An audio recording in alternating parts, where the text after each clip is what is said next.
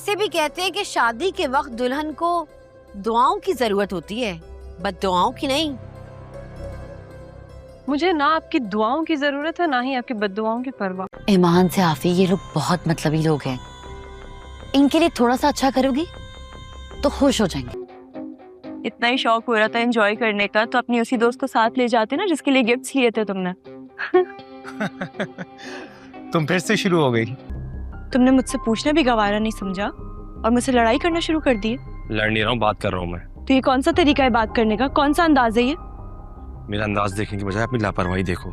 अभी तो उस दिन तुम्हें चोर बना दिया और आज आफिया को अल्लाह तौबा तौबा ऐसी बातें सुनाई हैं, वो बेचारी दुहाइयां दे दे कर थक गई, लेकिन गुड़िया बाजी उन्होंने एक ना सुनी। बहुत शौक है ना इसे घर में फसाद खड़ा करने का। पहले हम सब के सामने रानी को गंदा किया और आज आफी को अपनी साजिश का निशाना बनाया। मैंने ऐसा कुछ नहीं किया और कोई साजिश नहीं की। मेरी माँ के घर की जाएंगी आप।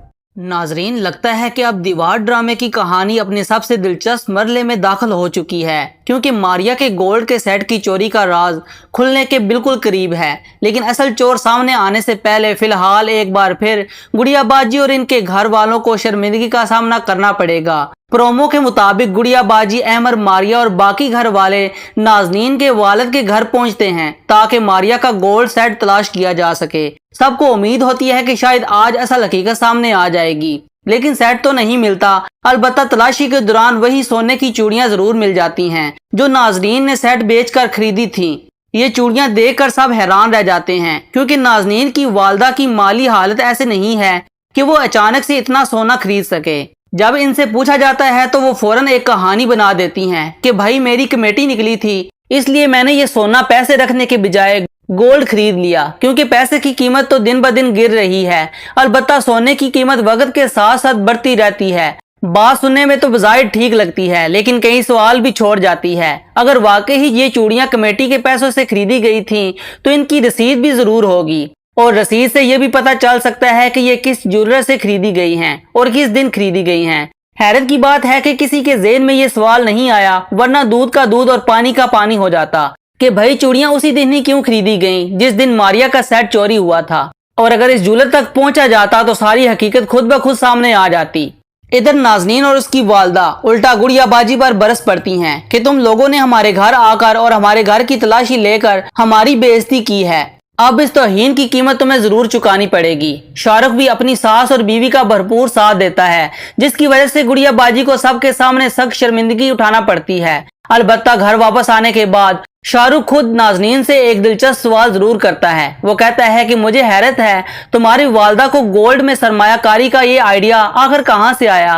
वो इतनी बिजनेस माइंडेड लगती तो नहीं है, यकीनन ये सीख भी तुमने ही दी होगी। अगरचा फिलहाल वो अपनी बीवी पर मुकम्मल शक नहीं करता, लेकिन साफ महसूस होता है कि इसके दिल में पहली बार कुछ ना कुछ सवाल जरूर पैदा हो चुका है। दूसरी तरफ गुड़िया बाजी एक नई परेशानी में मुब्तला हो जाती है। इन्हें डर है कि नाजनीन, शाहरुख और इनकी वालदा इसे बेइज्जती का बदला जरूर लेंगी, और अगर मारिया की शादी वाले दिन इसके ससुराल वालों के सामने सेट की चोरी का वो मामला खुल गया तो सबसे ज्यादा नुकसान मारिया की इज्जत और रिश्ते को होगा। सच पूछे तो मौजूदा हालात देखकर यही लग रहा है कि मारिया की शादी एक बार फिर किसी बड़ी आजमाइश से गुजरने वाली है। दूसरी तरफ लगता है कि बिलाल भी अभी तक रानी की बेइज्जती नहीं भूला। इसे ये बात मुसलसल चुभ रही है कि सब ने बगैर किसी सबूत रानी के चोर समझ लिया, और अब ऐसा महसूस हो रहा है जैसे वो इस गुस्से का बदला अपनी ही बहनों से लेने पर उतर आया है। प्रोमो में दिखाया गया है कि जब हमजा घर आता है तो मारिया इसके साथ खड़ी बातें कर रही होती है और वो परेशान भी होती है। मुमकिन है कि हमजा सिर्फ इसको तसल्ली देने के लिए इसके कंधे पर हाथ रखेगा या इसके आंसू पोंछने की कोशिश कर रहा होगा, लेकिन बिलाल फौरन इस लम्हे की तस्वीर बना लेता है और फिर तालियां बजाते हुए आगे आता है और तंजिया अंदाज में कहता है कि ये तुम दोनों के दरमियान आखिर चल क्या रहा है। ये सुनकर हमजा का गुस्सा तो काबू से बाहर हो जाता है, क्योंकि वो देख चुका होता है कि बिलाल जानबूझकर तस्वीरें ले रहा था, और वो गुस्से में बिलाल से कहता है कि तुम्हारी जुर्रत कैसे हुई मेरे से बगैर पूछे तस्वीर बनाने की।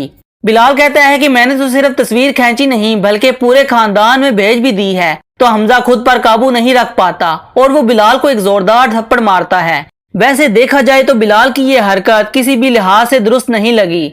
अगर वो वाकई अपनी बीवी की इज्जत के लिए खड़ा हो सकता है तो फिर इसे अपनी बहनों की इज्जत का भी इतना ही ख्याल रखना चाहिए।